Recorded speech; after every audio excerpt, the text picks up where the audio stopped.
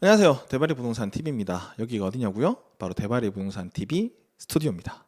앞으로 다양한 정보들을 더 빠르게 전달해드리기 위해 스튜디오에서도 다양한 컨텐츠들을 만들어 갈 예정입니다. 쉽게 풀어보는 부동산 이야기와 대구의 다양한 이슈들, 그리고 다양한 이야기를 나눌 게스트 분들을 초청해 부동산을 주제로 여러 가지 이야기들을 나눠보도록 하겠습니다. 많은 시청과 응원 부탁드리겠습니다. 처음이라서 상당히 어색하네요. 네. 자, 오늘 말씀드릴 내용은 국민 주거 안정을 위한 주택 공급 확대 및 건설 경기 보완 방안에 대한 내용을 한번 대구의 실정에는 어떤 것들이 영향을 미칠까 한번 파악해 보는 시간을 갖도록 하겠습니다. 2024년 1월 10일에 발표된 정책이죠. 바로 어제입니다. 추진 배경, 주택시장의 근본적 안정과 국민의 안정된 주거 생활을 위해서는 수요에 부응하는 충분한 주택 공급을 통한 수급 균형이 필수적이다. 일단은 공급을 늘리겠다는 게 추진 배경의 핵심이죠. 1인 가구 고령화 등 인구 변화로 다변화되는 주택 수요에 부응하기 위해서는 다양한 유형의 주택 공급 활성화가 필요하다. 가구 수가 엄청 늘어나죠. 2020년에 2073만 세대에서 2040년에는 2387만 세대로 갈수록 세대가 늘어난다고 보고 있습니다. 우리가 주변을 봐도 그렇잖아요. 4명, 6명 이렇게 사시다가 이제 전부 다 각각 떨어져서 혼자 살더라도 다 나가서 살고 세대수가 많이 분할을 하고 있어요. 인구는 줄지만. 그래 작년 주택 공급의 선행 지표인 인허가 착공이 위축되었습니다. 인허가 착공을 해야 이제 공급이 되는데 그게 줄었기 때문에 향후 2년, 3년 후에는 공급이 확 줄어버릴 게 자명하죠. 그 중에서도 특히 연립과 다세대 어떻게 보면은 주거 사다리에서 약간 취약계층의 이런 부분들이 조금 더 감소를 크게 했다고 정부는 보고 있는 거죠. 그래서 공급 위축이 장기화되면 건설 산업 및 지역 경제 등에도 악영향을 미친다고 판단을 합니다. 자, 그래서 선호도 높은 도심의 공급을 좀 확대하겠다는 게 우리 정책의 첫 번째 목표입니다. 그래서 재건축, 재개발을 속도는 빠르게, 문턱은 낮추고 사업성은 제고하고 중단 없는 사업 지원을 하겠다는 게 또 하나의 큰 목표가 됩니다. 그래서 패스트 트랙이라고 표현을 해요.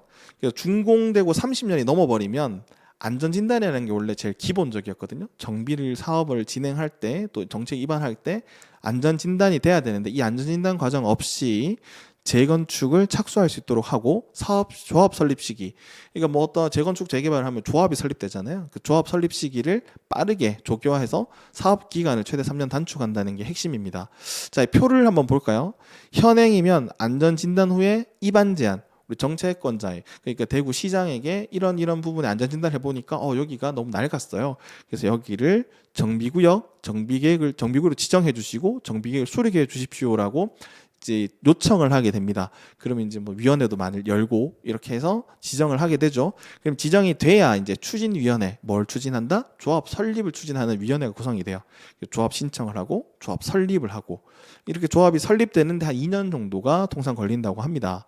그러면 이제 사업 인가 받을 때는 우리가 어떻게 재건축 재개발 하겠다는 걸 청사진 어느 정도 그려서 이렇게 할 겁니다. 세대수는 어떻게 할 거고요. 이렇게 부술 거고요. 이렇게 할 거고요. 인가 처분을 받으면 그 조합원들에게 분양을 하고 관리처분 계획을 세워서 인가를 받으면 이제 착공을 하게 돼요. 길게 오랜 시간이 걸리는 계획을 이제 개선을 해서 이 추진위원회 조합 신청, 조합 설립, 그다음 안전진단을 사업 인가 전까지로 다 땡겨오는 게 목표입니다. 그래서 안전진단 같은 게 사업 인가 전까지만 통과하면 되도록 안전진단 미리 받지 말고 정비구역 지정 입안 제한 하면서 같이 가라는 얘기죠. 그리고 준공 후에 30년이 지나면 조합 설립 추진위원회를 바로 만들 수가 있습니다. 원래는 정비구역 지정돼야 만드는데 일단 조합 추진하는 거는 별개로 만들어서 정비구역 지정되기 전이라도 만들어 보라는 거예요. 그 조합 신청과 설립이 정비구역 지정 전에도 신청 가능하고 조합 설립은 정비구역 지정과 병행해서 설립할 수가 있는 겁니다. 옛날에 이게 다 끝나야지 일단 정비구역이라는 허들을 넘어야 시작되던 것들이 그 허들을 넘을 때 다 같이 조합까지 만들어서 같이 넘을 수 있게 하는 게 핵심이 되겠죠. 그 다음 정책이 또 일기 신도시 등 노후 계획 도시의 재정비입니다. 그러니까 공급을 늘리겠다는 거예요. 재건축 재개발 활성화하겠다는 겁니다. 그래서 그게 어떻게 보면 정책의 가장 큰 줄기라고 보실 수 있겠죠. 그리고 두 번째로 우리가 눈여겨보셔야 될 게 소형주택 활용도 제고입니다. 이 정책에 대해서 많이 들어보신 분들이 있을 거예요. 다양한 소형주택의 구입 부담을 낮추고 임차인 보호가 강화된 등록 임대주택으로 활용될 수 있는 기반을 구축하겠다가 정책의 목표입니다. 자, 구입 부담 경감, 향후 2년간 준공이 될 소형 신축 주택입니다. 60제곱미터 이하 수도권 6억 이하, 지방 3억이야. 아파트는 또 제외합니다. 그럼 뭐가 들어가느냐? 다가구 주택, 공동주택에서 아파트 제외한 공동주택, 도시형 생활주택, 주거용 오피스텔을 2025년 12월까지 최초로 구입하게 됐을 때, 그게 분양받으는 얘기예요. 누가 전매 이런 거 안 되고요. 누가 샀던 거 다시 들어가는 거 안 되고 최초로 분양받게 되면 취득세, 종부세, 양도세를 산정할 때 주택 수를 가지고 중과세를 하게 되죠. 그때 주택 수에서 산정하지 않겠다는 얘기입니다. 그러니까 사라는 얘기죠. 그럼 무조건 기본 세율로만 갑니까가 아니라 대구 같은 경우에 따져보면 2주택자가 이 집을 사시게 되면 기본 세율로 갑니다. 근데 제가 지금 3주택인 상태에서 소형주택을 사시게 되면 3주택일 때 내야 되는 세금을 내게 돼요. 4주택이 아니라 3주택 같으면 중과세 받으면 8%죠. 8% 취득세를 내게 된다는 것을 기억하셔야 됩니다. 그리고 1세대 1주택자, 1가구 1주택 비과세를 받는 분이 이 주택을 구입하시게 되면 기존 집에 대해서 비과세 혜택은 주지 않겠다는 게 또 들어가요. 임차인 보호가 강화돼 등록 임대주택으로 활용될 수 있는 기반을 구축한다고 했죠. 여기서 또 볼 수 있는 게 소형 기축주택이에요. 지금 아까 신축을 이야기했었는데 향후 2년간 준공될 소형 신축주택. 그럼 소형 기축주택은 향후 2년간 구입 임대 등록까지 마치면 세제 산정 시에 주택수에서 제외해 주겠다는 거예요. 자, 임대 등록을 하시게 되면 등록 임대주택이 되죠. 그러면 임대사업자는 임차인을 받을 때 임차인에게 임대차 보증보험을 끊어줘야 됩니다. 보증보험을 가입을 시켜야 되기 때문에 보증보험의 테두리 안에 많은 분들을 집어넣겠다는 게 이 정책의 목표고 특징이죠. 미분양된 주택, 그리고 또 혹시나 지금 공급을 하려고 하는데 멈칫거리는 사업자들한테는 국민 누구라도 이걸 사시게 되면 주택수에서 제외되도록 해줄게. 시장 공급했을 때 수요가 있게 만들어줄게라는 정책이고요. 그다음 기존에 지어놓은 집들 같은 경우에는 임대 등록을 통해서 임대사업자를 늘려보겠다는 속셈이 들어간 내용이죠. 자, 그다음 건설산업 활력 회복. 요 챕터가 또 대구에 사신 분들에게 또 많은 영향을 미칠 것 같아요. 주택 공급 사업 등이 안정적으로 추진될 수 있도록 건설사 자금 흐름을 개선하고 사업장별 재구조화, 정상화 등 지원. 그리고 이제 악성 미분양. 악성 미분양이라고 하면 흔히 준공 후 미분양 물량들을 많이 얘기를 합니다. 지방에서 준공 후 미분양 물량에 대한 세부담을 경감시켜 주겠다는 게 이 정책의 또 핵심 중에 하나죠.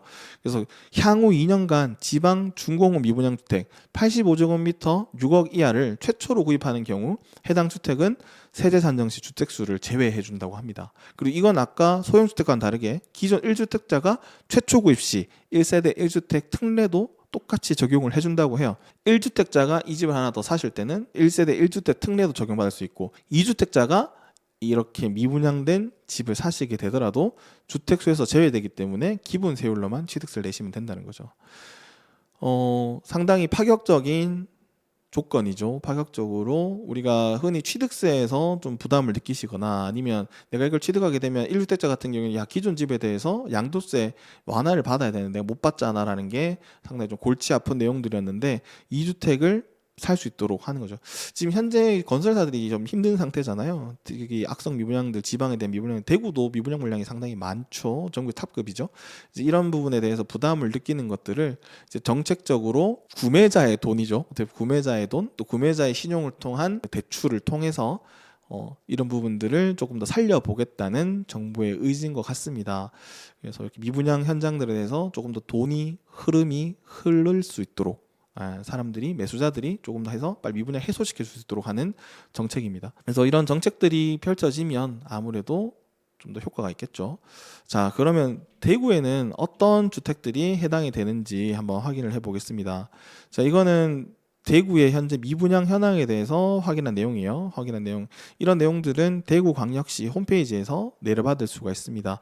대구광역시 홈페이지에서 미분양 현황 보고서라는 이름으로 데이터가 이렇게 공개되고 있고요. 지금 최신 자료가 11월 30일 기준입니다. 한 달 정도 시차가 있기 때문에 11월 30일 기준이고 대구에는 그럼 어떤 현장이 우리가 이 정책의 혜택을 볼 것이냐. 지금 현재는 대구 안심 파라곤 프레스티지가 여기 해당이 됩니다. 총 759세대인데 현재 미분양 세대가 얼마인지는 알려지지가 않고 있어요. 근데 현재 준공 상태이기 때문에 여기는 이제 정책이 시작이 되고 세법 개정이 되면 바로 해당이 되겠죠.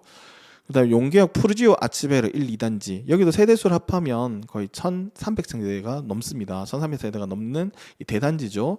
여기 동대구 IC 옆에 있는 큰 단지죠. 여기도 현재 준공 상태인데 미분양이기 때문에 여기도 법이 개정되면 해당이 됩니다. 그리고 신기업 극동스타 클래스 여기도 동구 쪽에 안심 뉴타운 부근에 있죠. 신기업 극동스타 클래스도 똑같이 지금 142세대 준공 상태이기 때문에 이런 아파트도 해당이 되게 됩니다. 제가 100세대 이하는 좀 스킵하고 이야기를 드릴게요. 그리고 신매동의 시지라운 프라이빗 같은 경우에도 지금 현재 준공 상태죠. 준공 상태 미분양 물량은 안 나와 있지만 미분양된 상태이기 때문에 여기도 이 표에 따르면 해당이 됩니다. 수성구의 빌리브 헤리티지도 현재 미분양이 좀 많은 걸로 알려져 있는데 준공 상태죠. 여기 같은 경우에도 해당이 되느냐? 안 되죠. 왜냐하면 면적형이 85제곱을 초과하기 때문에 여기는 해당이 안 됩니다. 그리고 여러분 염두에 두셔야 될 게 지금 말씀드린 단지들은 현재 시점 준공된 상태고요. 앞으로도 준공이 될 단지들 중에 미분양인 아파트들이 있죠. 특히 제일 지금 가까운 게 북구청역 푸르지오 에듀포레가 현재 미분양 상태인데 좀 있으면 준공을 앞두고 있습니다. 곧 입주가 되기 때문에 이제 또 사전 점검도 하고 진행이 되겠죠. 이 같은 경우도 준공이 되고 나면 이제 저 법에 저촉을 받는 이제 단지가 되게 됩니다. 뭐 앞으로도 그런 단지들이 조금씩 더 늘어날 가능성들이 있죠. 대구도 지금 현재 미분양 상태로 입주를 대기 중인 아파트들이 꽤 있기 때문에요. 이제 그런 부분도 여기에 법의 저촉을 받게 됩니다. 아무래도 세제 부분들에 대해서 좀 메리트가 있기 때문에 수요는 분명히 증가가 될 것 같습니다. 그 증가의 폭은 가늠할 수가 없지만 결국에 정부에서 원하는 것들은 그런 수요가 증대돼서 그 돈의 흐름이 건설사의 숨통을 좀 풀어주고 주택 산업이 경직된 부분을 좀 풀어 주기를.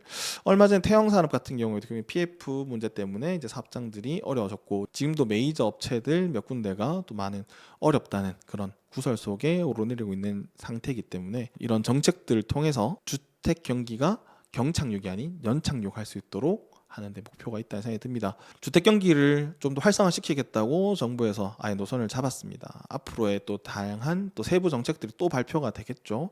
어떤 식으로 흘러갈지 변화가 있을 때마다 또 여러분들께 이렇게 소개를 해드리도록 하겠습니다. 오늘 시간 어떠셨나요? 처음 카메라 앞에서 이렇게 말을 앉아서 하다 보니까 상당히 좀 어색한 부분이 많은데요. 앞으로 좀 더 나아지고 발전된 모습을 늘 보여드릴 수 있도록 노력하는 대바리 부동산 TV가 되겠습니다. 시청해주셔서 감사합니다. 고맙습니다.